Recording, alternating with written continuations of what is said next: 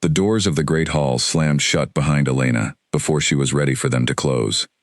Her heart pounded so hard she could hear it in her own ears, louder than the drums that echoed through the stone hall, louder than the hundreds of voices whispering around her.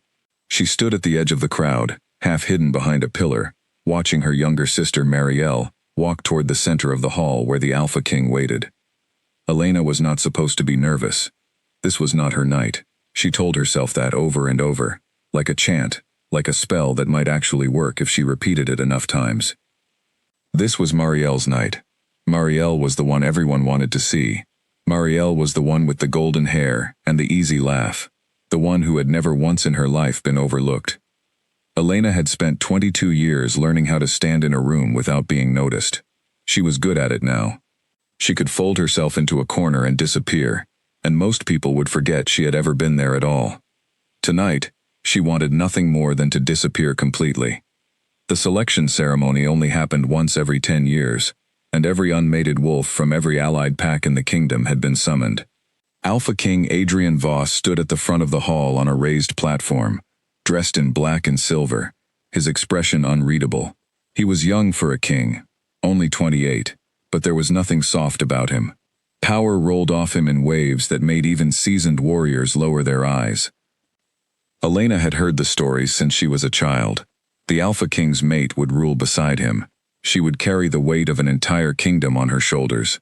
She would be watched every single day for the rest of her life, judged by nobles and commoners alike, expected to be perfect. Elena had never wanted that kind of life. She had always told herself she was lucky to be invisible. But standing here now, watching her sister glow under the candlelight, something twisted painfully in her chest. It was not jealousy exactly. It was something closer to grief, the quiet grief of already knowing how the night would end before it began. Marielle reached the base of the platform and looked up at the Alpha King with wide, hopeful eyes. The hall fell silent. Adrian Voss stepped forward. He did not hesitate. He did not scan the crowd the way Elena had expected an Alpha King to do, weighing his options, searching every face for something rare. He looked at Marielle as if he had already decided, long before he walked into the hall that night. "You," he said, his voice carrying easily across the silent room. "You will be my chosen mate." The hall erupted. Gasps, murmurs, a ripple of excitement that spread from the front rows to the back like wildfire. Marielle's hands flew to her mouth, tears already gathering in her eyes. Their mother, standing near the front, let out a small cry of joy and gripped their father's arm. Elena stood frozen behind her pillar, feeling the exact shape of the moment settle over her like cold water. She was happy for her sister. She told herself that firmly, the way she told herself most things she needed to believe. Marielle deserved happiness. Marielle deserved a king who looked at her like she was the only person in the room. Elena had never once in her life been looked at that way by anyone. She watched Adrian Voss step down from the platform and take Marielle's hand, watched him say something low and private that made her sister laugh through her tears. Around them, the crowd began to close in, offering congratulations, bowing, reaching to touch the hem of Marielle's dress, as if her good fortune might rub off on them. Elena stayed where she was. She did not step forward. She had learned a long time ago that there was no place for her in moments like this. She would find her sister later, when the crowd thinned, and she would say all the right things, and she would mean every word of them, because she loved Marielle more than she loved almost anyone in the world.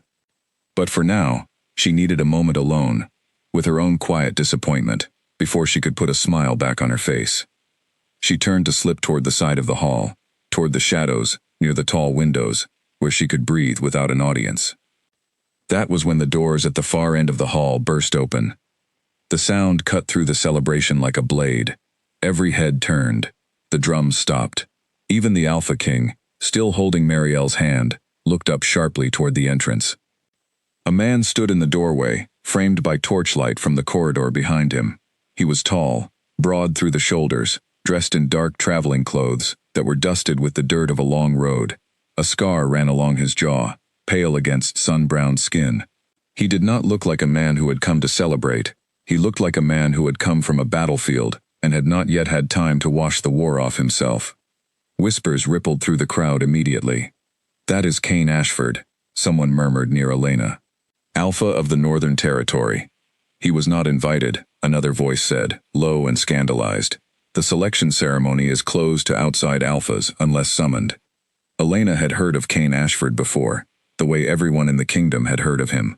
His territory sat at the harsh edge of the northern border, a place of endless winters and old grudges, a place that had fought its own brutal war for independence only a few years earlier.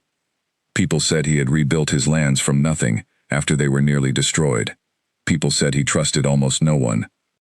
He was not supposed to be here. Two of the king's guards moved toward him immediately, hands going to the hilts of their weapons. But Cain raised one hand, palm open, a simple gesture that somehow stopped them in their tracks without a single word being spoken. There was an authority in the way he carried himself that even armed guards seemed to respect on instinct. "I apologize for the interruption," he said, his voice deep and steady, carrying easily through the silent hall. "My journey took longer than expected. I did not intend to arrive during the ceremony itself." Adrian Voss studied him for a long moment, his expression giving nothing away. "You are welcome in this hall, Alpha Ashford, though your timing is unusual. The selection has already concluded." "So I see," Cain said, his gaze sweeping briefly over Marielle, before moving on, unbothered, uninterested. "Congratulations to you both." He began to step further into the hall, clearly intending to find a quiet place near the back, where he could observe the rest of the evening, without drawing further attention. That was when his eyes found Elena. She felt it before she understood what was happening. A pull, sudden and overwhelming, like the floor had tilted beneath her feet. The air seemed to leave the room. Every other sound faded into a distant hum. She could see nothing but him, this stranger with the scarred jaw and the tired eyes, standing perfectly still now, staring back at her, as if she was the only person left in the entire hall. Her wolf, usually a quiet presence deep inside her, surged forward with a force that nearly knocked the breath from her lungs. "Mate!" The word rose up from somewhere ancient and instinctive, a certainty that could not be argued with or explained away. Elena's hand rose unconsciously to her chest, pressing against the sudden ache there. She had heard about mate bonds her whole life. She had watched other people find theirs, had seen the way it transformed them, had privately wondered if she would ever feel that pull herself, or if she was simply not the kind of person fate bothered with. She had never expected it to feel like this, like being struck by lightning, like finally being seen for the first time in her entire life. Cain took a single step toward her, and the movement seemed to break some kind of spell over the crowd. Whispers erupted again, sharper this time, hungrier, as people began to realize what they were witnessing. "That is Elena," someone said, "the elder sister. The Alpha King chose the younger sister not 10 minutes ago, and now the Northern Alpha." Elena's face burned. She wanted to disappear, wanted the floor to open up and swallow her whole, wanted anything except to be standing at the center of every eye in the room while her sister's wedding celebration turned into a spectacle around her. Cain did not seem to notice or care about the whispers at all. He crossed the remaining distance between them with unhurried, deliberate steps, stopping close enough that Elena had to tilt her head back slightly to meet his eyes. Up close, he was even more overwhelming than he had been from across the hall. There was a quiet intensity to him, something coiled and controlled, like a man who had learned long ago never to move faster than necessary. His eyes, a deep gray that reminded her of storm clouds, moved over her face, as if he was trying to memorize every detail. "You feel it too," he said quietly. It was not a question. Elena opened her mouth, closed it again, tried to find any words at all that made sense. "I don't understand," she finally managed, her voice barely above a whisper. "I think you do," Cain said. "I think you understand it perfectly. You are simply afraid of what it means." Before Elena could respond, she felt a hand close around her wrist, gentle but firm, and turned to find Marielle beside her, her earlier joy replaced now with something more complicated, something Elena could not quite read. "Elena," Marielle said softly, glancing between her sister and the stranger who had just upended the entire evening. "What is happening?" Elena did not have an answer. She looked back at Cain, at the certainty written plainly across his scarred face, and felt the weight of every eye in the hall pressing down on her like a physical thing. Adrian Voss stepped down from the platform once more, Marielle's hand slipping from his as he crossed toward them, his expression sharpening with each step. He stopped a few feet away, studying Kane with an intensity that bordered on suspicion. "Alpha Ashford," he said, his voice carefully controlled.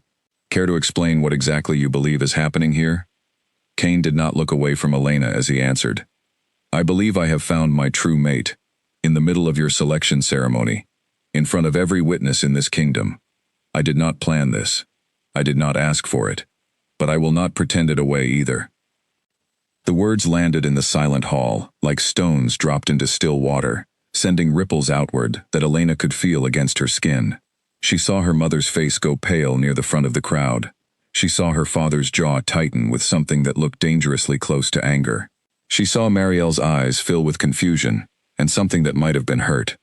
This was supposed to be her sister's night, her sister's triumph. And now, through absolutely no fault of her own, Elena had become the center of an entirely different kind of attention, the kind she had spent her whole life trying to avoid.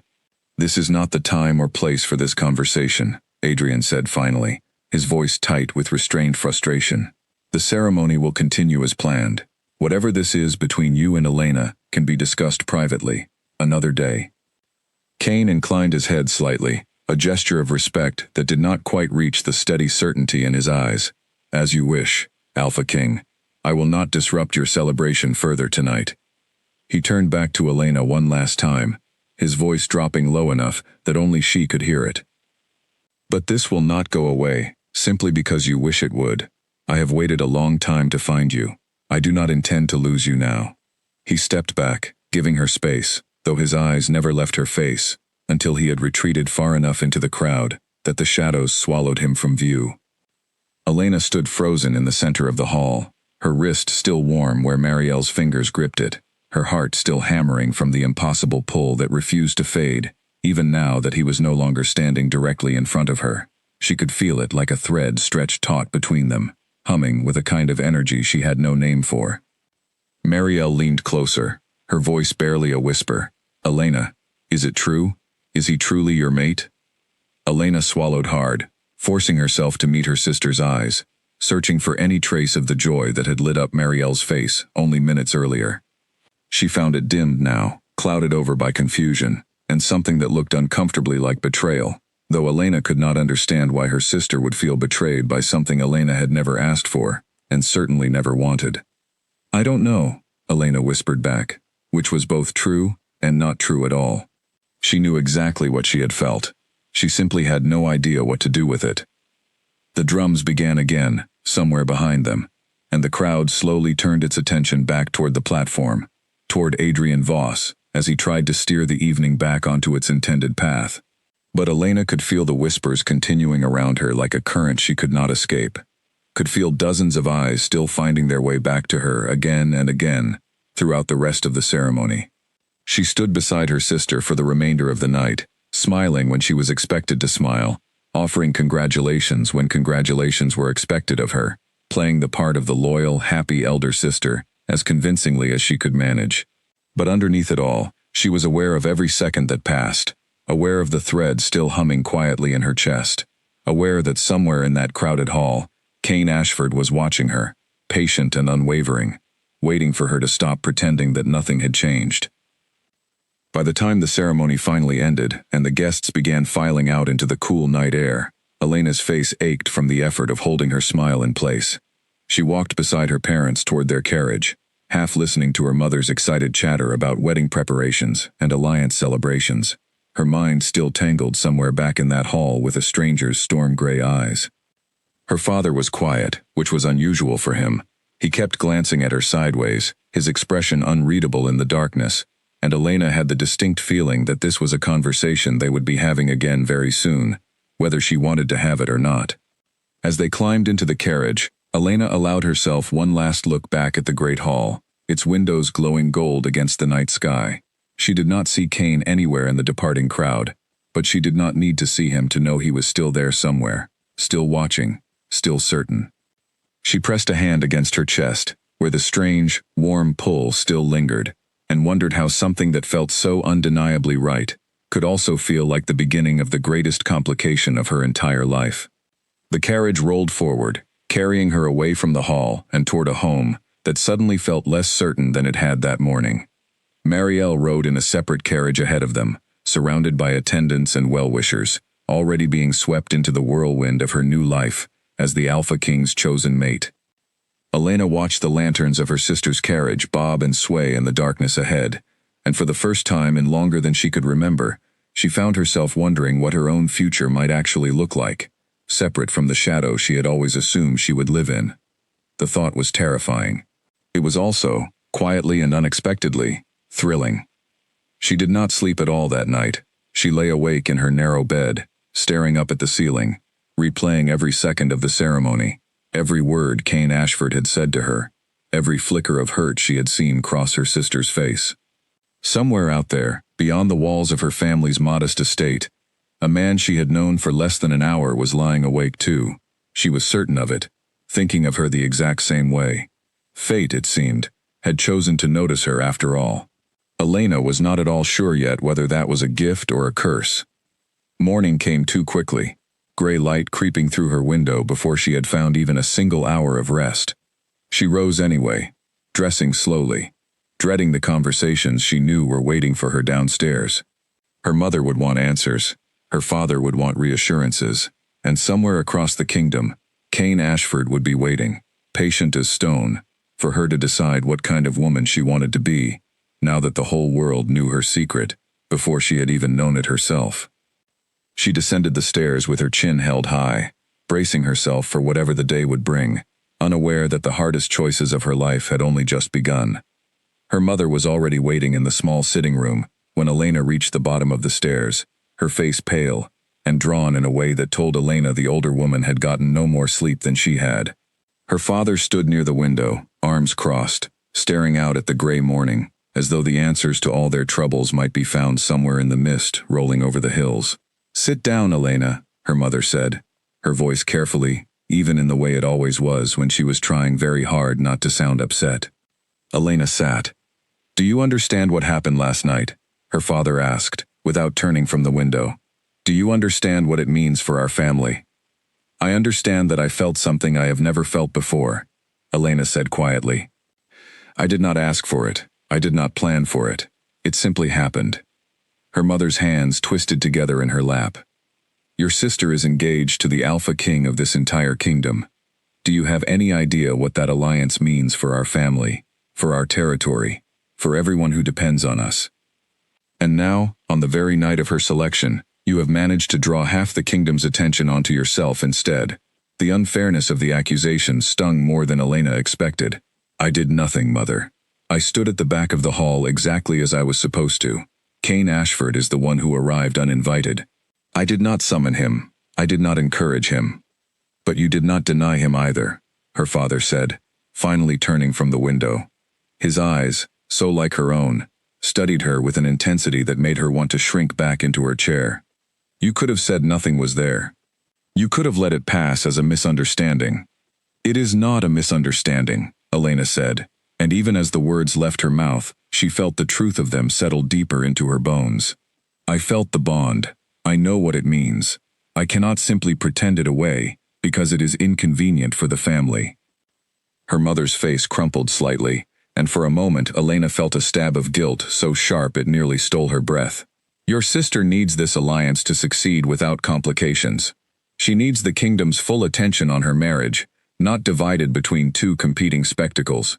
Please, Elena, for her sake, if not for ours, could you not simply wait? Delay any decision until after the wedding, at least."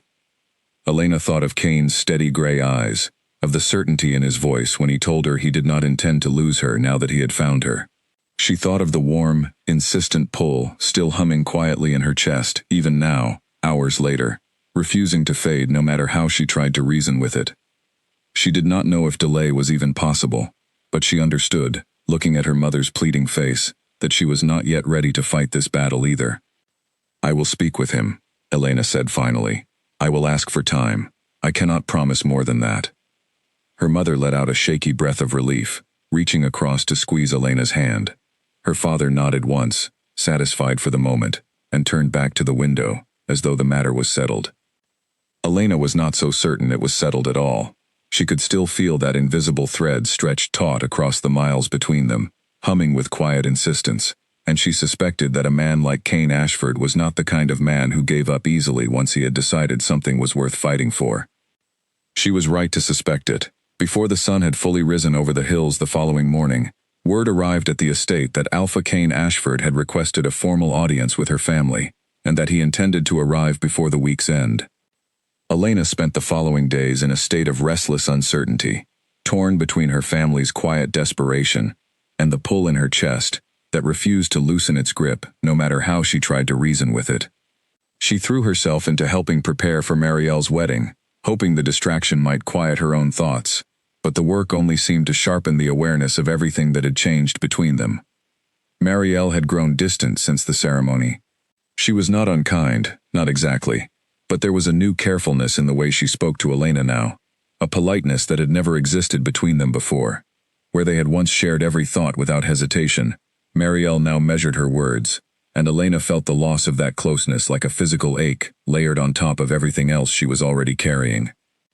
"You do not have to treat me like a stranger," Elena said one afternoon, finding her sister alone in the garden, surrounded by fabric samples for her wedding gown.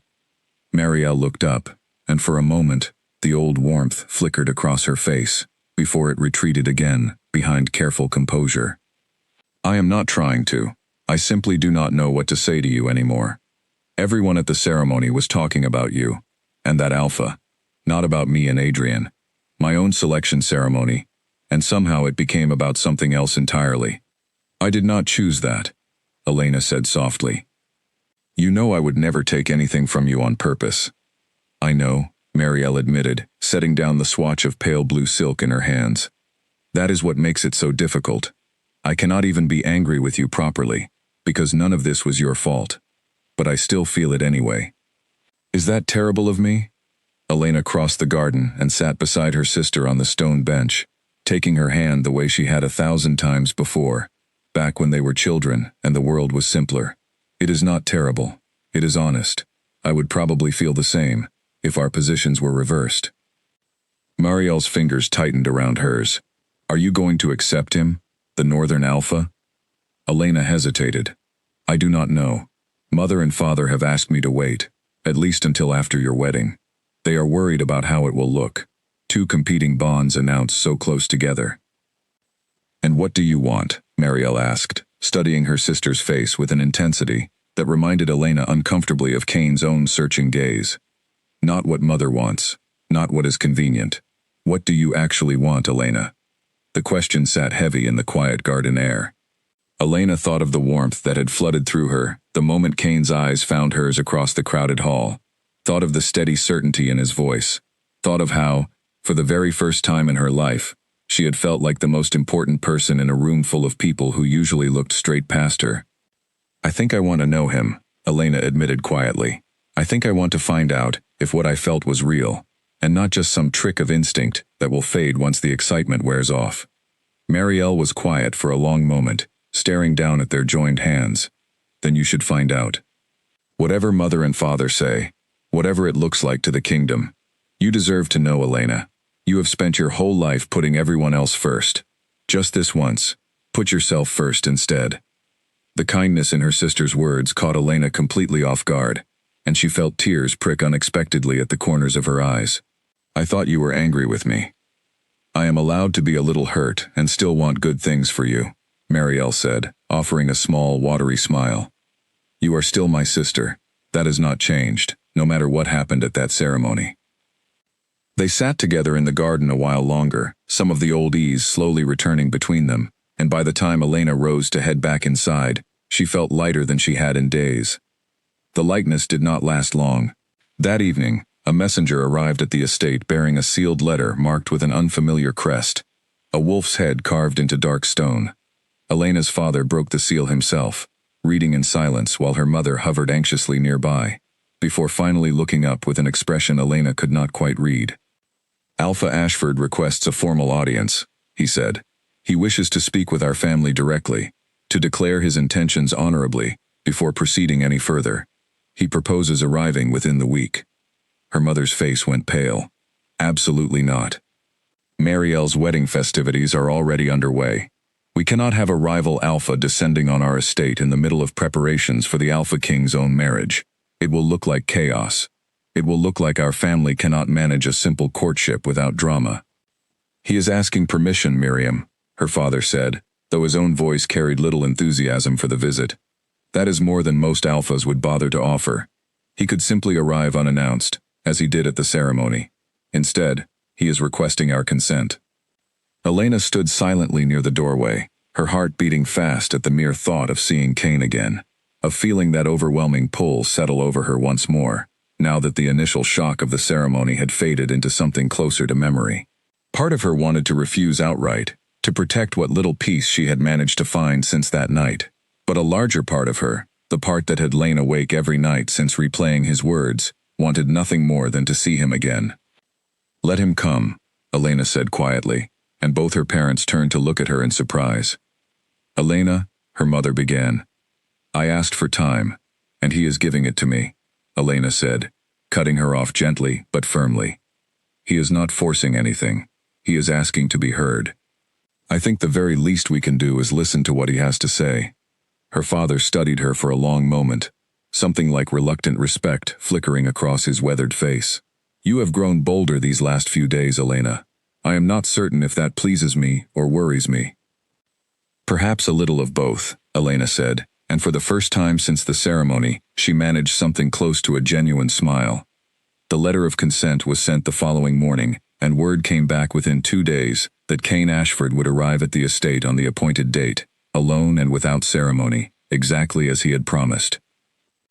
The days leading up to his arrival passed in a strange blur for Elena, caught somewhere between anxious anticipation and quiet disbelief that any of this was actually happening to her. She had spent so many years assuming she would live a small, unremarkable life, tucked safely into whatever corner of the world her family arranged for her, that the idea of an alpha traveling across the kingdom specifically to see her felt almost impossible to accept as real. Marielle, true to her word, softened further as the days passed, even helping Elena choose a dress for the occasion, something simple and elegant, rather than the elaborate gowns their mother initially suggested. "You do not need to impress him with silk and jewels," Marielle said, holding up a soft green dress that brought out the color of Elena's eyes. "He already chose you exactly as you were, standing in the back of a crowded hall in your plainest dress. Let him see you again exactly as you are." Elena took the dress, grateful beyond words for her sister's quiet understanding, and felt some of her anxiety loosen its grip on her chest for the first time in days. On the morning Cain was due to arrive, Elena woke before dawn, unable to sleep any longer despite her exhaustion. She dressed carefully, her hands trembling slightly as she fastened the small buttons at her wrists, and made her way downstairs long before anyone else in the household had stirred. She found herself standing at the front window of the sitting room as the sun rose slowly over the hills, watching the empty road that led toward their estate, waiting for the first sign of a rider approaching. He arrived exactly on time, precisely as the sun cleared the tree line, a single figure on horseback, moving steadily up the long drive toward the house. Elena's breath caught in her throat the moment she recognized him, that same overwhelming pull rising up inside her chest before he had even dismounted, before he had even looked toward the house. By the time her parents joined her in the sitting room, freshly dressed and visibly nervous despite their efforts to appear composed, Cain had already reached the front steps and was being shown inside by one of the household staff. He entered the room with the same quiet confidence he had carried into the great hall, though there was something different in his bearing now, something almost cautious, as though he understood exactly how delicate this moment was and had no intention of frightening anyone away. His eyes found Elena immediately, and the warmth that spread through her chest at his gaze was so intense it nearly stole the breath from her lungs. "Alpha Ashford," her father said, stepping forward to offer a formal greeting. "Welcome to our home." "Thank you for receiving me," Cain replied, inclining his head respectfully. "I understand this situation is unusual, and I do not wish to cause your family any further difficulty. I have come only to speak honestly, and to ask for the chance to know your daughter properly." Elena's mother gestured stiffly toward the chairs arranged near the fireplace, and the small group settled into an uncomfortable formality, the kind of stilted politeness that came from everyone in the room being acutely aware of exactly how much was at stake. "You must understand our concerns," her father said carefully. "Our younger daughter is engaged to the Alpha King himself. Any complication surrounding Elena reflects on the entire family, and by extension, on Marielle's own standing within that alliance." "I understand completely," Kane said, his voice steady and sincere. "I have no intention of causing scandal or embarrassment to your family. I only ask for the opportunity to properly court Elena, with her consent and yours, and to allow whatever bond exists between us to develop naturally, without pressure or haste." Elena watched her father's expression shift slightly, some of his wariness easing at the reasonable, measured tone of Kane's request. Her mother remained more guarded, though even she seemed to be reconsidering some of her earlier objections. "And if, after this courtship, my daughter decides the bond is not one she wishes to pursue," her father asked, "then I will respect her choice, whatever it may be," Kane said without hesitation. "I will not force a bond that is not wanted. But I do not believe that will be the outcome, because I do not believe fate makes mistakes of this magnitude without reason." Elena felt her cheeks warm at his words, at the quiet confidence beneath them, and found herself unable to look away from him, even as her parents continued their careful negotiation of terms and expectations. By the time the conversation concluded, an agreement had been reached, cautious but real. Kane would be permitted to court Elena properly, with visits arranged discreetly, to avoid drawing unwanted attention away from Marielle's upcoming wedding, and no formal announcement would be made until after the royal ceremony had concluded. As her parents excused themselves to discuss the arrangement further in private, Elena found herself alone with Kane for the first time since the night of the selection ceremony, standing together near the tall windows of the sitting room, while afternoon light spilled across the polished floor between them. "You did not have to come here in person," Elena said quietly, breaking the silence that had settled over them. "You could have simply written." "I could have," Kane agreed, stepping closer, though he kept a respectful distance between them. "But I did not want you to have any doubt about my sincerity. Words on a page are easy to dismiss. I wanted you to see my face when I told you I meant every word." Elena studied him carefully, taking in the scar along his jaw, the quiet steadiness in his gray eyes, the way he seemed to be holding himself carefully in check, like a man used to guarding every part of himself against the world. "Why does this matter so much to you? You do not know me at all." "I know enough," Kane said simply. "I know what it felt like the moment I saw you across that hall. I have lived a long time without believing something like that would ever happen to me. I do not intend to walk away from it now that it has, simply because the timing is inconvenient, or the circumstances are complicated." Elena felt the warmth of his words settle deep into her chest, chasing away some of the anxious uncertainty that had followed her since the night of the ceremony. For the first time, she allowed herself to imagine what it might actually feel like to be chosen, truly chosen, by someone who looked at her the way Kane was looking at her now. "Then I suppose," Elena said softly, a small smile finally breaking through, "we should find out together whether fate was right about us." Kane's answering smile transformed his entire face, softening the sternness she had first seen in the great hall into something warmer, something that made her heart beat even faster than before. "I would like nothing more." Outside, the afternoon sun continued its slow descent toward the horizon, and for the first time since the night, everything had changed. Elena allowed herself to feel something dangerously close to hope. Over the following weeks, Kane visited the estate as often as propriety allowed, arriving quietly in the late afternoons, and staying only long enough to walk with Elena through the gardens, or sit with her near the fire, while the household carried on around them. Word of the courtship spread slowly through the kingdom, despite the family's efforts at discretion, and Elena found herself the subject of curious glances whenever she ventured into the nearby village, though the attention no longer frightened her the way it once had. She was beginning, slowly and carefully, to understand who Kane actually was, beneath the intimidating reputation that preceded him. He spoke rarely of his territory's troubled past, but when he did, Elena listened closely, piecing together fragments of a difficult history. His lands had been ravaged years earlier, during a brutal conflict with a neighboring pack, a war that had claimed most of his family, and left his territory in ruins. He had rebuilt everything himself, brick by brick, alliance by alliance, earning the loyalty of his people through sheer determination, rather than inherited privilege. "You do not talk about it much," Elena observed one afternoon, as they walked slowly along the edge of the estate's small orchard, the late summer air warm and heavy, with the scent of ripening fruit. "There is not much good to say," Kane replied, his voice carefully neutral, in the way it always became, whenever the conversation drifted too close to his past. "I prefer to focus on what comes next, rather than what has already happened." "That seems like a difficult way to live," Elena said gently. "Carrying so much, and speaking so little of it." Kane glanced at her, something unguarded flickering briefly across his face, before he composed himself again. "Perhaps. But I have found that dwelling too long on old wounds only makes them harder to heal. I would rather build something new." Elena did not push further, sensing that this was a wall he was not yet ready to lower completely, but she filed the observation away carefully, understanding a little more each day about the careful, controlled man walking beside her. Meanwhile, across the kingdom, Marielle's own courtship with Adrian Voss had settled into a very different rhythm entirely. Where Elena and Kane's relationship deepened through quiet conversation and careful honesty, Marielle found herself increasingly caught up in the ceaseless demands of preparing to become queen. Fittings for her wedding gown stretched for hours, meetings with advisors filled her days, formal dinners with visiting dignitaries occupied nearly every evening.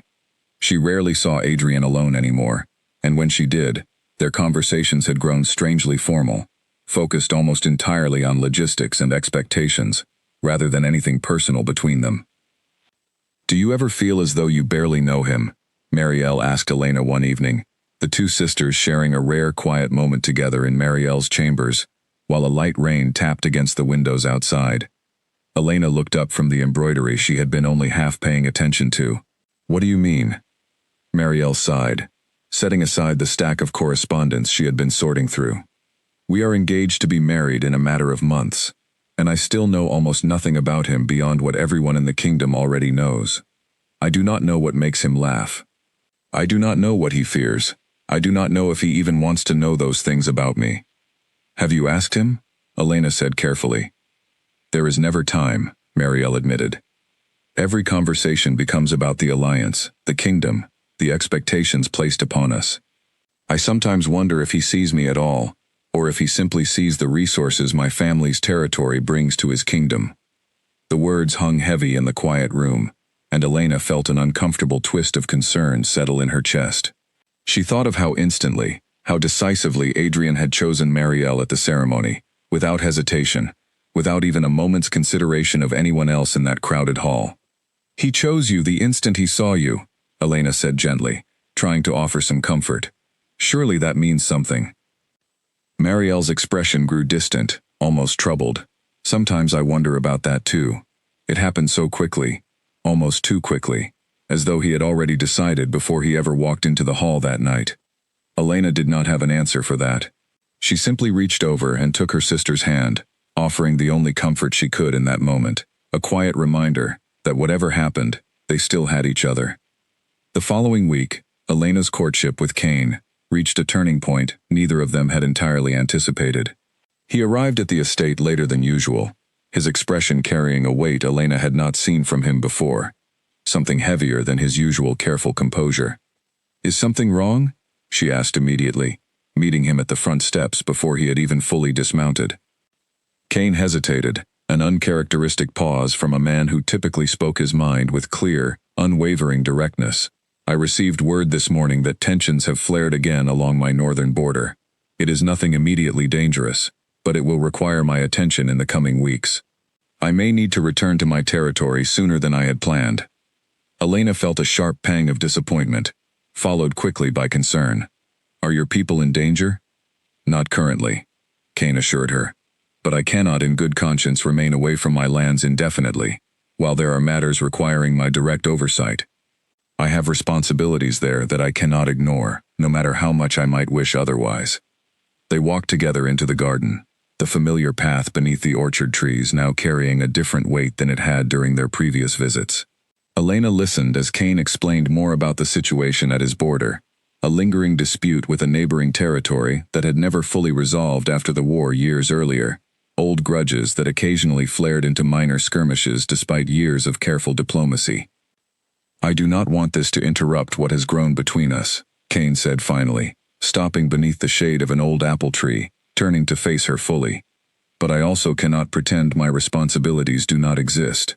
I have people depending on me, Elena.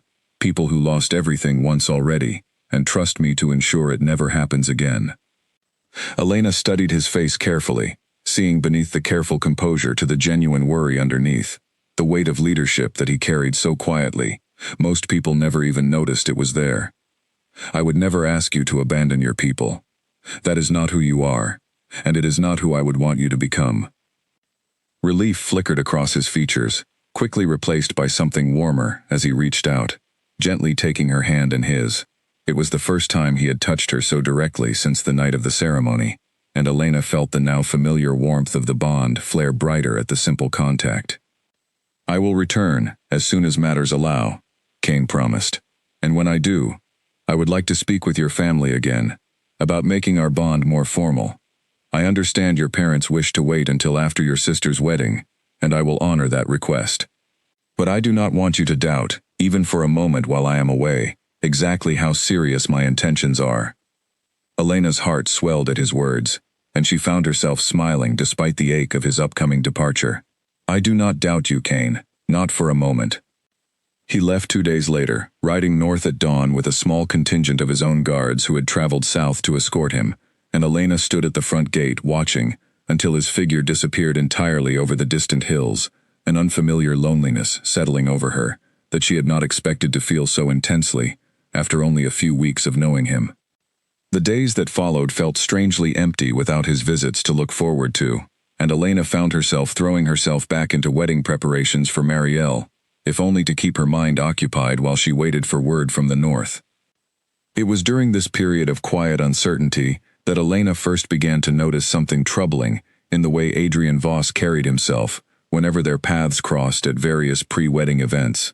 Where he had seemed confident and assured on the night of the selection ceremony, he now appeared increasingly distracted, his attention often drifting during conversations, his interactions with Marielle carrying a strange, careful distance that Elena found difficult to reconcile with the instant, decisive choice he had made that first night. She mentioned it once to her mother, cautiously, unwilling to stir up worry without cause. "Marriages built on alliance rather than affection often look this way in the beginning," her mother said, though her tone carried a note of concern she could not quite hide. "It does not mean there is no genuine feeling there. Sometimes these things simply take time to grow, particularly for a man carrying the weight of an entire kingdom on his shoulders." Elena wanted to believe that explanation, wanted to trust that whatever distance had grown between Adrian and Marielle was simply the natural awkwardness of two people still learning each other under enormous public pressure. But something about the careful, calculated way Adrian sometimes looked at her sister, as though he was still weighing and measuring something he had already supposedly decided, left a persistent unease in the back of Elena's mind that refused to fully settle.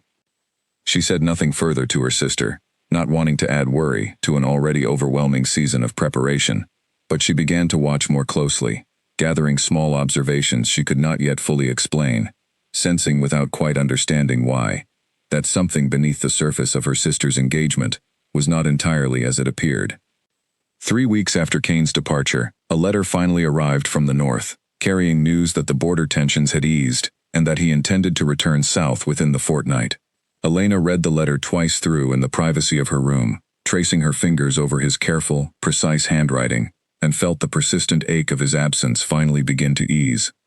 She had no way of knowing, as she folded the letter carefully and tucked it away, that his return would coincide with a discovery that would upend everything she thought she understood about her sister's engagement, and set into motion a chain of events that would change the course of both their futures forever. Cain returned exactly when he promised, arriving at the estate on a cool morning, with the first hints of autumn beginning to color the leaves along the drive. Elena felt the bond flare warm and bright the moment his horse came into view, and she found herself hurrying down the front steps before she could stop to consider how eager she must look. He dismounted quickly, closing the distance between them with long, purposeful strides, And for a moment, neither of them said anything at all, simply standing close together, taking in the reassurance of each other's presence after weeks of separation. "I missed you," Elena admitted quietly, surprising herself with how easily the words came now, when only weeks earlier she would have guarded such an admission carefully. "I missed you more than I expected to," Kane replied, his voice rough with an emotion he rarely allowed himself to show so openly. "I did not think it was possible to feel someone's absence so completely, after knowing them such a short time." They walked together toward the garden, falling easily back into the comfortable rhythm they had built over the preceding weeks, and Elena found herself sharing the small observations that had been troubling her about Adrian's behavior toward Marielle, grateful to finally voice the concerns she had been carrying alone. Kane listened carefully, his expression growing thoughtful. It is possible he is simply overwhelmed by the demands of ruling and preparing for marriage simultaneously. Kingship is a heavy burden, even for those who inherit it willingly. "Perhaps," Elena said, though she did not sound entirely convinced.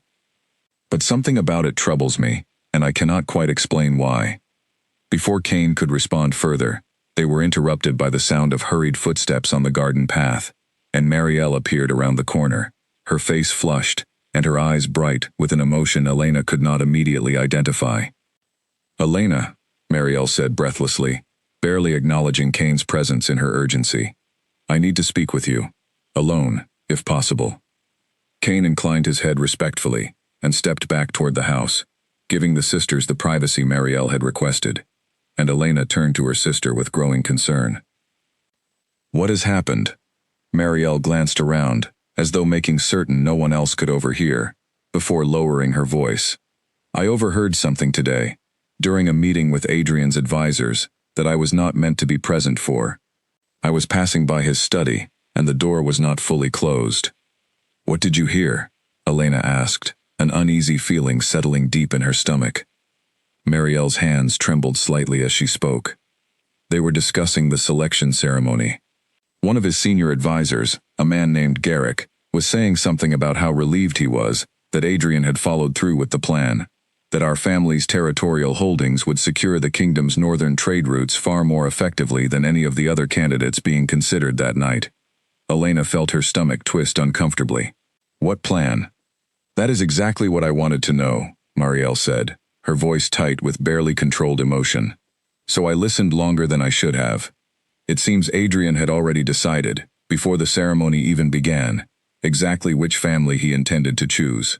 Our family, specifically, because of the strategic value of our lands. The instant selection everyone witnessed that night, the moment he looked at me and simply knew. Apparently none of that was as spontaneous as it appeared." The revelation settled heavily between them, and Elena reached out immediately to grip her sister's hand, understanding at once the pain this discovery must have caused. "Marielle, I am so sorry. I do not even know what I am supposed to feel," Marielle admitted, her voice cracking slightly. "I have spent weeks trying to convince myself that his distance was simply the pressure of ruling, that things would grow warmer between us with time. But if he never truly felt a genuine pull toward me at all, if this entire engagement was calculated from the very beginning, based on our family's resources rather than any true connection." She could not finish the sentence, and Elena pulled her sister into a tight embrace, feeling the tremor of barely suppressed tears against her shoulder. "You do not have to decide anything right now," Elena said softly, echoing the same gentle patience Marielle had once offered her. "But you deserve honesty, Marielle. Whatever the truth is, you deserve to hear it directly from him, not overheard through a half-closed door." Marielle pulled back, wiping quickly at her eyes, some of her earlier composure returning, even as her expression remained troubled. "You are right. I cannot build a marriage on assumptions and overheard fragments. I need to speak with him directly, and soon, before this goes any further." That evening, after Kane had departed for his own temporary lodgings nearby, Marielle requested a private audience with Adrian, sending word to the palace that she needed to discuss a matter of importance before their wedding proceeded any further. He arrived at the estate the following afternoon, his expression carefully neutral, in a way that immediately confirmed Marielle's suspicion that something significant was indeed being hidden from her. They spoke privately in the small sitting room, while Elena waited anxiously nearby, unable to hear the specifics of their conversation, but catching enough raised voices through the closed door to understand that the discussion was far from calm. When Marielle finally emerged, nearly an hour later, her face was pale but composed, her eyes red-rimmed from tears she had clearly been fighting to control. "He admitted it," she told Elena quietly, once they were alone together in her chambers. "Everything I overheard was true. His advisors pushed him toward our family months before the ceremony even took place, citing the strategic value of our territory's location along the northern trade routes.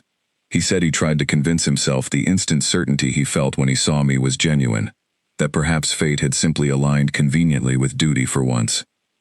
But when I asked him directly whether he truly believed our bond was real, whether he felt the same overwhelming certainty everyone always describes with true mates, he could not answer me honestly." Elena's heart ached for her sister, watching the careful composure finally crack, allowing quiet tears to fall freely down Marielle's face. "What did he say, in the end?" "He said he did not know," Marielle whispered. "After everything, after all these weeks of engagement and preparation, he still cannot tell me with certainty whether what he feels for me is a true bond or simply a very convincing imitation, crafted from duty and expectation." Elena did not know what to say, so she simply held her sister close, allowing her the space to grieve the fairy tale she had believed in so completely on the night of the ceremony. A fairy tale that had apparently been built on far shakier foundations than either of them had ever imagined. "What will you do now?" Elena asked finally, once Marielle's tears had begun to subside.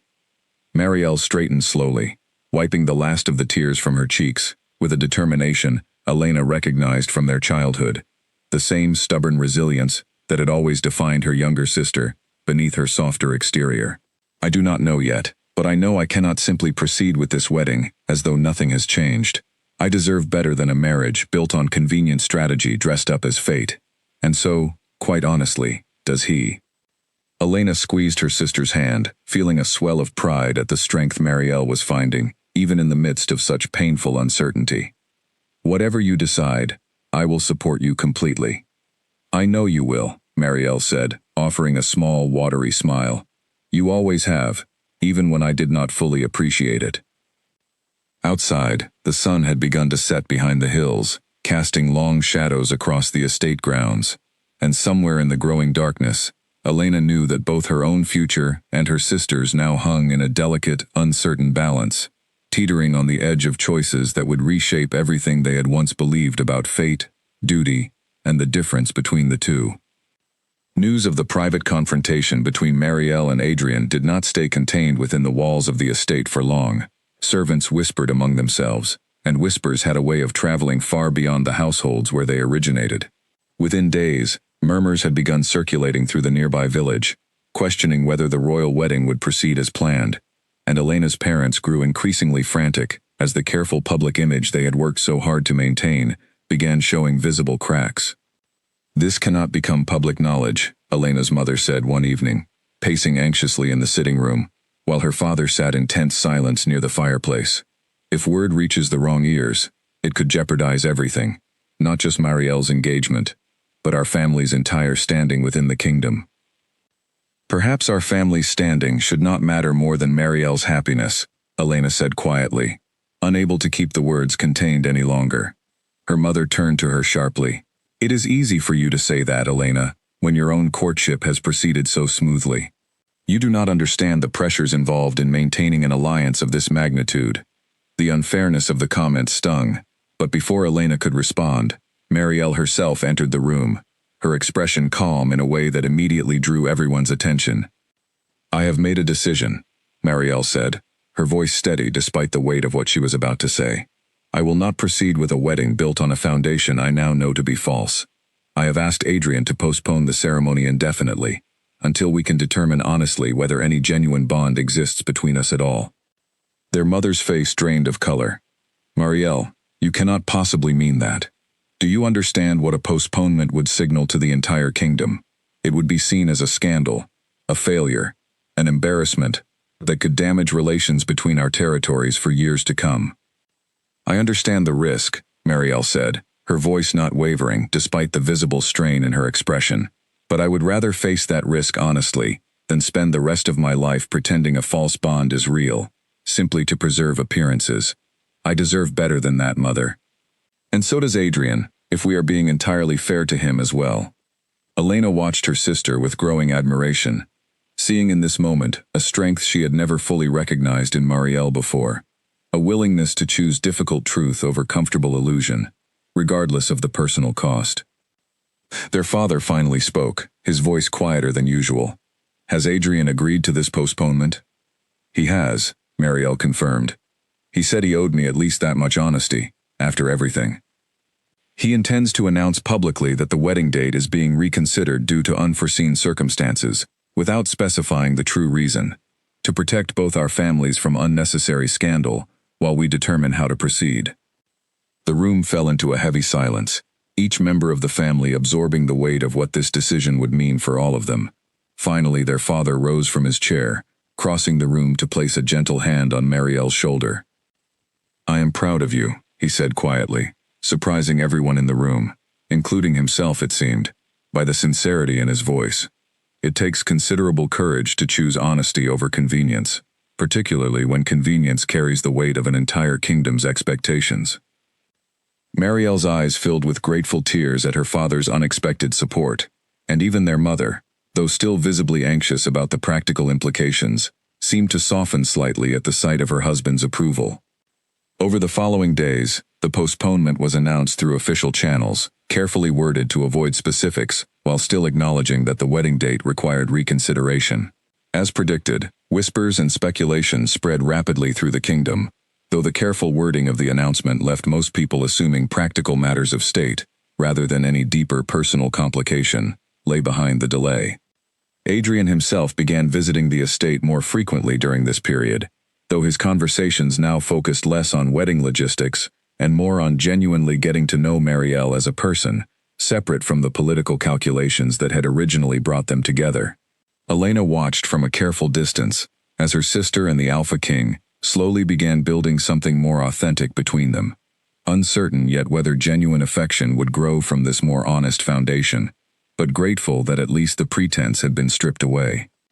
Cain, meanwhile, continued his own steady courtship of Elena, his visits now carrying an added warmth, born from weeks of growing familiarity and trust.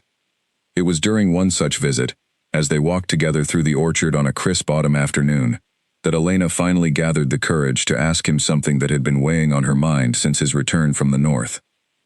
Tell me about your family, she said gently, the ones you lost in the war. You have never spoken of them directly, only in passing. Cain's steps slowed, and for a long moment, Elena wondered if she had pushed too far, asked for something he was not yet ready to share. But then he sighed, a deep, weary sound that seemed to carry the weight of years of carefully guarded grief. My parents died defending our territory when I was barely 19, he said finally, his voice quieter than she had ever heard it. My younger sister as well, only 14 years old at the time. I was the one who found her, after the fighting had finally ended, and I have never quite been able to forget the sight of her. Elena's heart broke at the raw pain still evident in his voice, even after so many years, and she reached for his hand, offering silent comfort as he continued. After that, I became Alpha, far younger than I ever expected to, thrust into a role I was not prepared for, with a territory in ruins and a people who had lost nearly everything. I rebuilt what I could, piece by piece, but I promised myself I would never again allow myself to become vulnerable enough to lose someone the way I lost my family. I closed myself off, focused entirely on duty and rebuilding, and told myself that was enough. And now? Elena asked softly. Cain turned to face her fully, his gray eyes carrying a vulnerability she had never seen from him before. Now I have found you, and I find myself terrified in a way I have not been terrified since that day I found my sister. Not because anything is wrong, but because loving someone this deeply means having something precious to lose again, and I do not know if I am brave enough to risk that kind of loss a second time. Elena stepped closer, reaching up to gently touch the scar along his jaw, a physical reminder of everything he had survived. You do not have to be fearless to love someone, Cain. You simply have to choose to try anyway, despite the fear. That is what real courage actually looks like. Cain's expression softened at her words, something breaking loose in his carefully guarded composure, and he pulled her gently into an embrace, resting his chin against the top of her head as they stood together beneath the orchard trees. "I have waited a very long time to feel something worth being afraid of losing again," he murmured against her hair. "I do not intend to let that fear stop me from choosing you, Elena, no matter what challenges come our way." Elena closed her eyes, allowing herself to fully absorb the warmth of the moment, the steady beat of his heart beneath her ear, the quiet certainty that had grown between them over these past weeks into something she could no longer imagine living without. Neither of them could have known, standing together in that peaceful orchard, that the greatest test of their bond still lay ahead, arriving not from Cain's northern territory as they might have expected, but from a much closer and far more unexpected source entirely. The unexpected source of trouble arrived less than a week later, in the form of a formal letter delivered to Elena's family estate, sealed with the royal crest, and carrying a tone far less warm than anything Adrian himself had ever expressed toward them. Elena's father read the letter in growing silence, his expression darkening with each line, until he finally set it down on the table with a heavy sigh. "It is from Garrick," he said, "the king's senior advisor. He writes on behalf of several members of the royal council, expressing what he calls grave concern over the postponement of the wedding and the potential instability it threatens to create across the northern trade alliances." "What exactly is he asking for?" Elena's mother said, her anxiety immediately spiking at the mention of the council's involvement. Her father's jaw tightened. "He is requesting that our family use whatever influence we hold to encourage Marielle to reconsider her decision, and to proceed with the wedding as originally planned, regardless of whatever personal reservations she may hold. He suggests, quite pointedly, that failure to do so could result in the council reconsidering certain trade agreements currently benefiting our territory." The threat, thinly veiled as diplomatic concern, hung heavy over the room. Elena felt a surge of protective anger on her sister's behalf, understanding immediately the impossible position this letter placed their entire family in. "They cannot force Marielle into a marriage she does not want," Elena said firmly. "Whatever leverage this council believes it holds, surely even they understand that a forced bond built on threats rather than genuine choice serves no one, least of all the kingdom they claim to be protecting. Council members rarely concern themselves with such nuances when trade routes and political stability are at stake," her father replied grimly. "I fear this is only the beginning of the pressure we will face, unless Adrian himself intervenes directly to protect Marielle from his own advisors." Word of the letter reached Marielle within the hour, and Elena found her sister later that evening in the garden, staring silently up at the darkening sky, her expression carrying a weariness that had not been there even during the most difficult days following her discovery about Adrian's original motives. "They are trying to trap me," Marielle said quietly, without turning as Elena approached. "Not through affection or genuine partnership, but through political pressure and thinly veiled threats against our entire family's future." "Adrian would not allow this," Elena said, though even as she spoke the words, uncertainty crept into her own voice. "Surely he would not permit his own counsel to threaten your family this way." "I do not know what Adrian would or would not allow anymore," Marielle admitted. "He has grown more honest with me these past weeks, yes, and I believe genuinely that he is trying.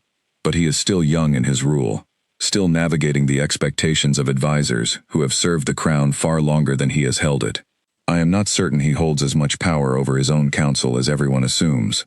The uncertainty in her sister's voice troubled Elena deeply, and she resolved, in that moment, to speak with Adrian directly herself, regardless of how unconventional such a conversation might appear. Marielle deserved better than to be caught between political maneuvering and her own uncertain heart, and if Adrian truly cared for her sister, even in whatever imperfect, evolving way that affection had grown, he needed to understand exactly what his counsel was attempting behind his back. The opportunity arrived sooner than expected. 2 days later, Adrian himself arrived at the estate, unannounced and visibly agitated, having apparently learned of Garrick's letter through his own sources within the palace. "I want you to know, I had absolutely no knowledge of this," he said to Marielle's family gathered in the sitting room, his voice tight, with barely controlled anger. "Garrick acted entirely without my authorization or approval. I have already relieved him of his advisory position, effective immediately, and I intend to make clear to the rest of my council that such tactics will never be tolerated under my rule. Elena watched her sister's face carefully as Adrian spoke, searching for any sign of relief or renewed hope, and found instead a cautious, guarded expression that suggested Marielle was not yet ready to fully trust these reassurances, however sincere they might sound. But I hope you understand, Adrian, that this incident has only reinforced my need for absolute clarity before proceeding any further. I cannot build a life, a marriage, an entire reign together with you, built on foundations that might crumble the moment political convenience demands it. Adrian's expression shifted, something raw and earnest breaking through his usual careful composure. I understand completely, and I want you to know, Marielle, that these past weeks of honesty between us, difficult as they have been, have taught me something I did not fully understand before. I chose you initially for reasons that were not entirely genuine, yes, but in getting to know you properly since then, separate from all the political calculations that first brought us together, I have found myself genuinely drawn to who you actually are. Your strength in demanding honesty, even when it would have been easier to simply accept a comfortable illusion, has shown me more about your character than any strategic assessment from my advisors ever could. The room fell silent as everyone absorbed the weight of his words, and Elena watched her sister's careful guard slowly begin to soften, though caution still lingered clearly in her eyes. I need time, Marielle said finally. Time to determine, honestly, whether what has grown between us these past weeks is genuine enough to build a life upon. Not politics, not duty, simply whether we, as two individuals, actually want this future together. I will give you whatever time you need, Adrian said without hesitation, and I will ensure, personally, that no further pressure comes from my counsel, or anyone else, while you make that determination. As Adrian prepared to depart later that evening, having spent several hours in quiet, honest conversation with Marielle that seemed to leave both of them cautiously hopeful for the first time in weeks, Elena found herself pulled aside briefly by the young king before he mounted his horse for the ride back to the palace. I owe you gratitude as well, Adrian said quietly, glancing toward the house where Marielle stood watching from the doorway. Your sister has told me how you supported her through this difficult discovery, how you encouraged her to seek honesty, rather than simply accept the comfortable lie I initially offered her. I am not certain our relationship would have survived this test without your influence. Elena studied him carefully, seeing beneath the polished exterior of kingship to the genuinely uncertain young man, trying to navigate an impossible situation as honestly as he knew how. She deserves genuine partnership, Adrian, not merely strategic alliance dressed up as fate. I hope, truly, that what has grown between you these past weeks proves strong enough to become exactly that.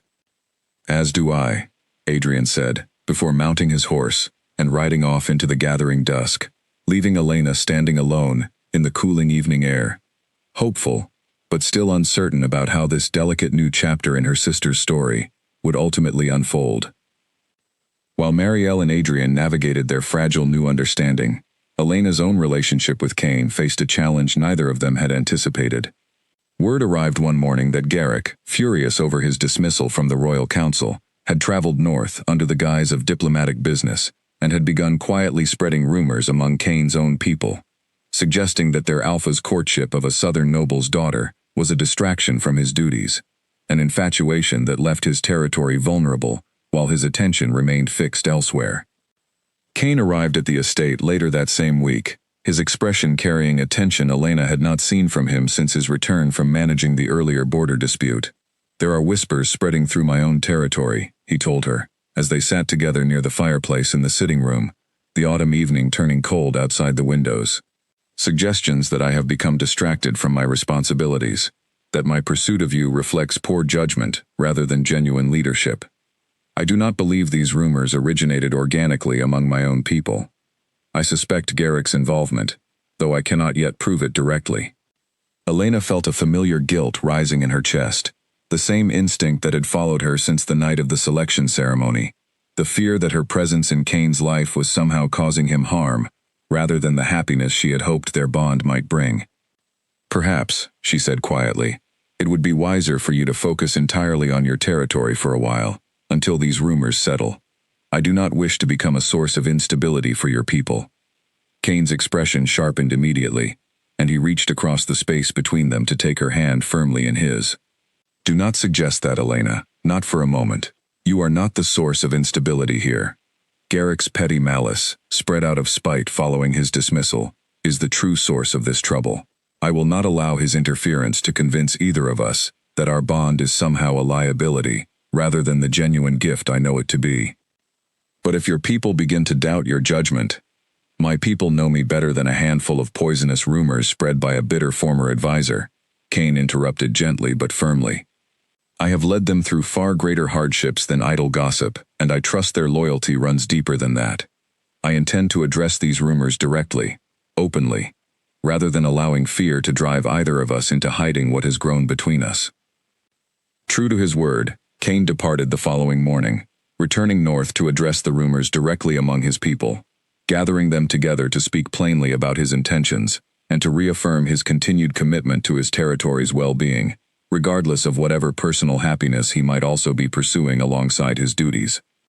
Elena waited anxiously for word of how the gathering had gone, the days stretching long and uncertain in his absence, until finally, a letter arrived nearly 2 weeks later, carrying news that eased much of her worry. Kane's people, it seemed, had responded with far more understanding and support than the rumors had suggested, many of them expressing genuine happiness that their alpha, who had sacrificed so much of his own life rebuilding their territory, might finally find some personal happiness of his own, alongside his continued dedication to their well-being.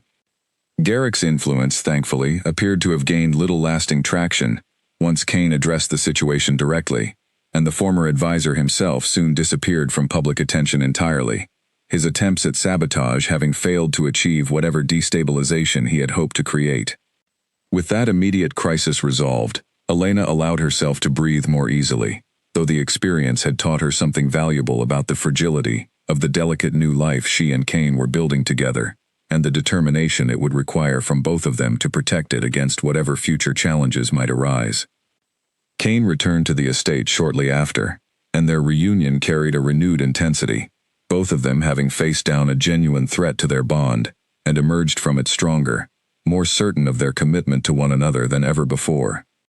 I do not intend to let anyone, whether a bitter former advisor or anyone else who might come after him, convince either of us that we do not belong together, Kane told her, as they walked together through the same orchard that had witnessed so many of their most honest conversations over the preceding months.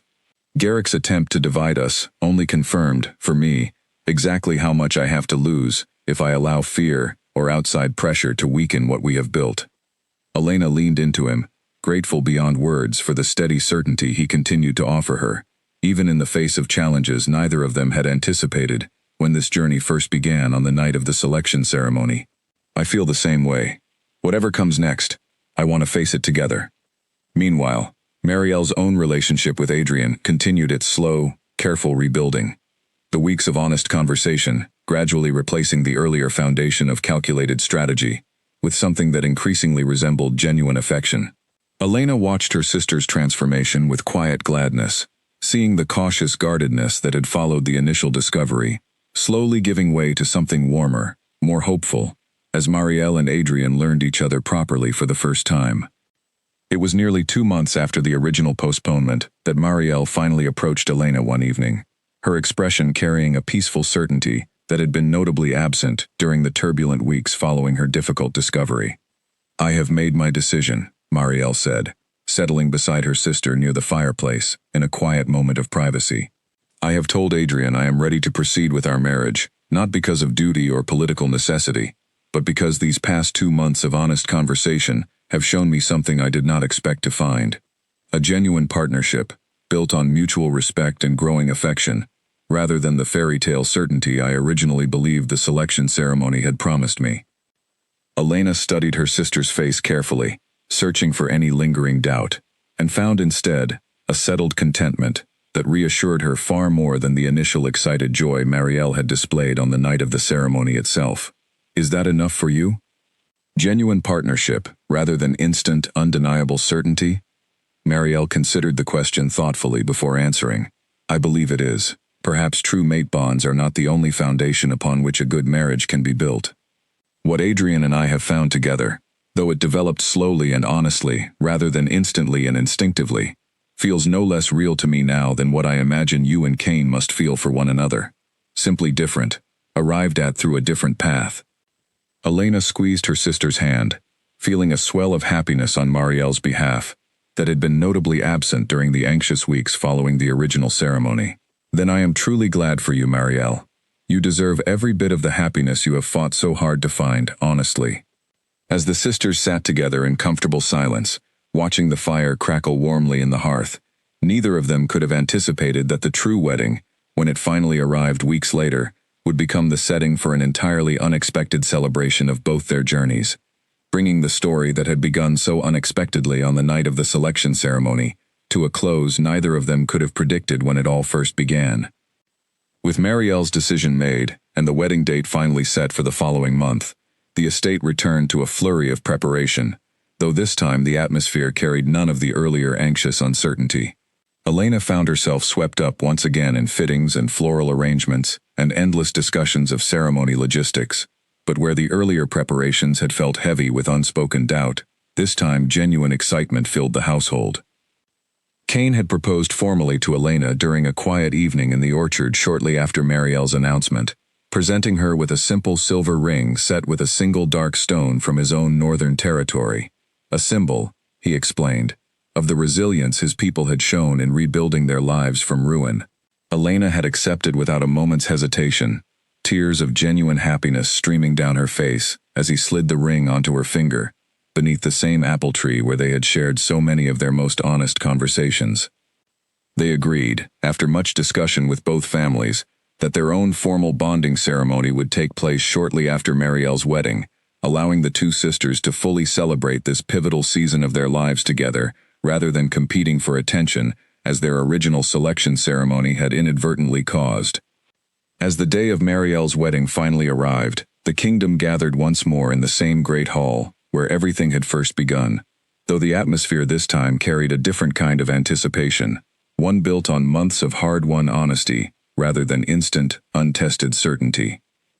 Elena stood beside her sister as she prepared for the ceremony, helping to arrange the delicate veil over Marielle's golden hair, both of them acutely aware of how much had changed since that first night, when everything had seemed so simple, so certain, before the complicated truth beneath the surface had revealed itself. "Are you nervous?" Elena asked softly, watching her sister's reflection in the mirror. Marielle considered the question seriously before answering. "Not in the way I was that first night. That nervousness was built on hope for something I did not yet understand. This feeling is different. It is built on knowledge, on months of honest conversation and genuine partnership. I know exactly what I am choosing today, and exactly why I am choosing it." Elena smiled, pressing a gentle kiss to her sister's cheek. "Then I could not be happier for you, Marielle. You have earned this happiness honestly, every difficult step of the way." The ceremony itself unfolded with quiet elegance, far less spectacle than the original selection ceremony had carried, but infinitely more meaningful for its genuine foundation. Adrian stood waiting at the altar, his expression carrying none of the careful, calculated composure Elena remembered from that first night, replaced instead by open, unguarded joy, as he watched Marielle walk toward him. Elena stood among the gathered witnesses, Cain's steady presence beside her offering quiet comfort throughout the ceremony, and found herself reflecting on the strange, winding path that had brought both sisters to this moment. What had begun as a single decisive choice on the night of the selection ceremony had unraveled into something far more complicated, painful at times, but ultimately more genuine than either of them could have imagined when it all first began. As Adrian and Marielle exchanged their vows, speaking words they had clearly written themselves rather than reciting traditional formal phrasing, Elena felt Cain's hand tighten gently around her own, and glanced up to find him watching her with an expression of quiet tenderness that made her heart swell with gratitude for the unexpected gift fate had delivered to her on that same fateful night months earlier. The celebration that followed stretched long into the evening, music and laughter filling the same great hall that had once held so much anxious uncertainty, and Elena found herself dancing with Cain beneath the same chandeliers where she had once stood frozen with shock as the mate bond first struck her with overwhelming force. "It feels different now, does it not?" Cain murmured, holding her close, as they moved slowly to the music. This same hall, but everything about how we stand within it has changed so completely. Everything has changed, Elena agreed, resting her head against his chest, listening to the steady rhythm of his heartbeat. I never could have imagined, standing frozen behind that pillar on the night of the selection ceremony, that I would find myself here now, exactly like this. Fate has a strange way of finding the right path, even when the beginning looks nothing like the ending, Kane said softly, pressing a gentle kiss to the top of her head. Across the hall, Elena caught sight of Marielle and Adrian sharing their own quiet dance, their expressions carrying the easy warmth of two people who had fought hard for genuine understanding and finally found it. Marielle caught Elena's eye across the crowded room and offered a bright, genuine smile, one entirely different from the anxious happiness she had displayed on the night of her original selection, this one carrying the settled contentment of hard-won, thoroughly tested love.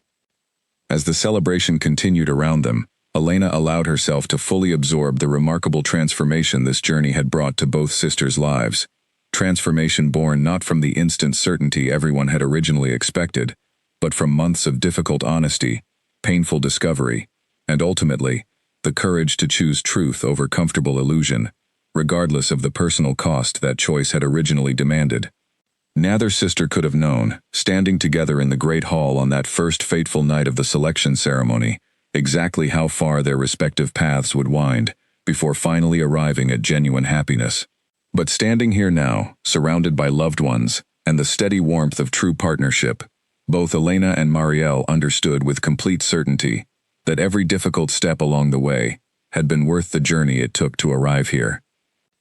In the weeks following Marielle's wedding, Elena and Kane began the final preparations for their own bonding ceremony, a smaller, more intimate gathering than the grand spectacle of the royal wedding, held not in the great hall of the palace but in the rebuilt heart of Kane's own northern territory, among the very people he had spent years working to restore. Elena traveled north with her family for the first time in the weeks leading up to the ceremony, eager to see with her own eyes the land Kane had described to her so often during their courtship, the territory he had rebuilt from ruins through sheer determination and years of patient, careful leadership. What she found exceeded even the picture she had built in her imagination. The northern lands carried a rugged, striking beauty, dense forests giving way to rolling hills dotted with small, thriving villages, each one bearing visible signs of careful rebuilding, new structures standing alongside older ones that had somehow survived the war years earlier. The people themselves greeted her with a warmth that surprised her, given the rumors Garrick had once tried to spread among them. Word had apparently traveled widely of how Kane had addressed those rumors directly and honestly, and if anything, the incident seemed to have only strengthened his people's affection and respect for their alpha, and by extension, for the woman he had chosen to build his future alongside.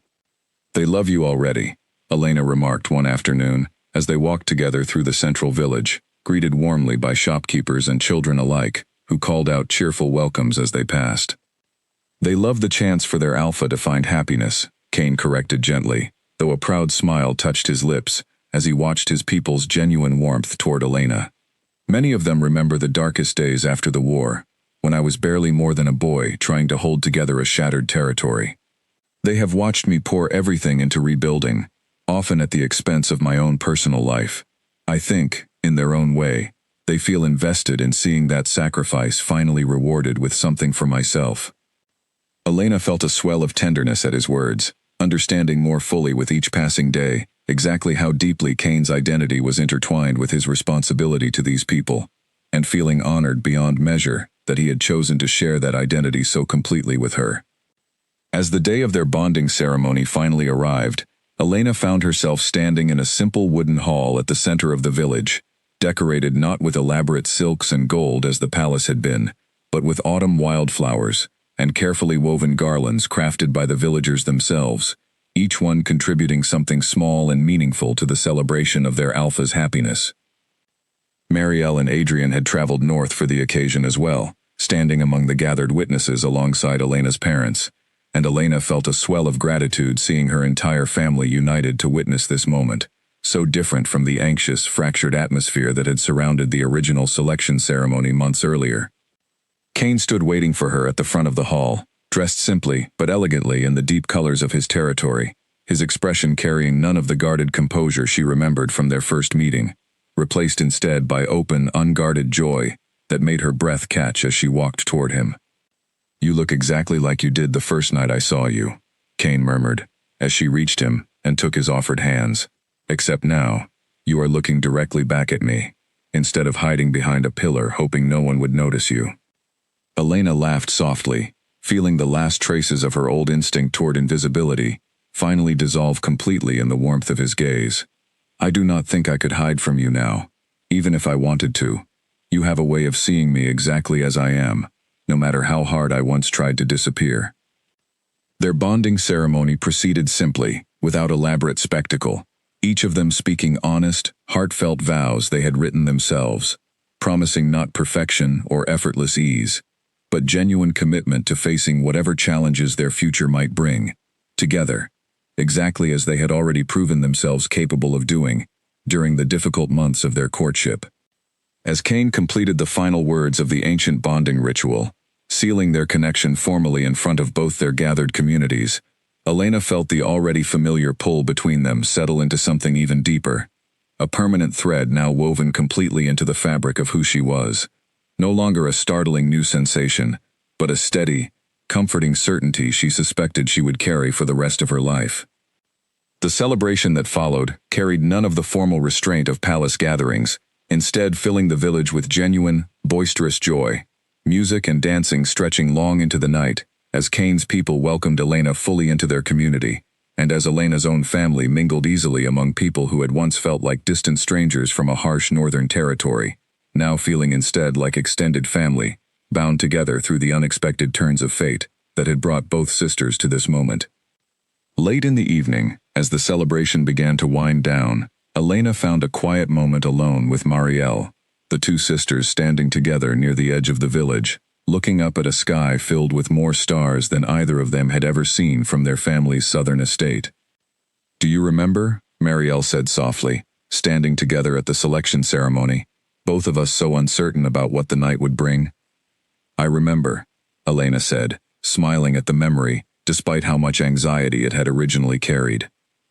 "I remember thinking my own future had already been decided, that I would spend my life quietly in your shadow, watching you build the extraordinary life everyone always expected of you. And instead," Marielle said, reaching over to squeeze her sister's hand, "we both found paths neither of us could have predicted, paths that led to something far more genuine than either of us imagined possible on that first uncertain night." Elena looked out over the celebrating village, at Kane, laughing warmly with several of his people near the bonfire, at her parents' deep and comfortable conversation with villagers who had welcomed them so generously, at the entire, unlikely tapestry of connections that had grown from a single unexpected moment, months earlier, when a stranger's eyes had found hers across a crowded hall. "I think," Elena said finally, "fate knew exactly what it was doing all along, even when neither of us could see the path clearly yet." Marielle laughed softly, pulling her sister into a warm embrace. "Perhaps it did. Or perhaps we simply found the courage, both of us, to choose honesty over easy comfort, and that courage led us exactly where we were always meant to be." As the two sisters stood together beneath the vast northern sky, surrounded by the warmth of hard-won happiness and genuine partnership, both of them understood, finally and completely, that the story which had begun with such uncertainty on the night of the selection ceremony had found exactly the ending it was always meant to find, not through instant, effortless fate alone, but through the harder, more meaningful journey of choosing truth, courage, and genuine love at every difficult turn along the way. The bonfire crackled warmly behind them. The music continued its joyful rhythm through the village streets, and somewhere beneath that same vast sky, two alpha kingdoms once divided by old grudges and uncertain beginnings, now stood united through bonds of genuine love, rather than mere political convenience, a testament to the truth that the most meaningful endings are rarely the ones fate delivers instantly, but rather the ones earned through patience, honesty, and the courage to choose what is real over what is merely easy.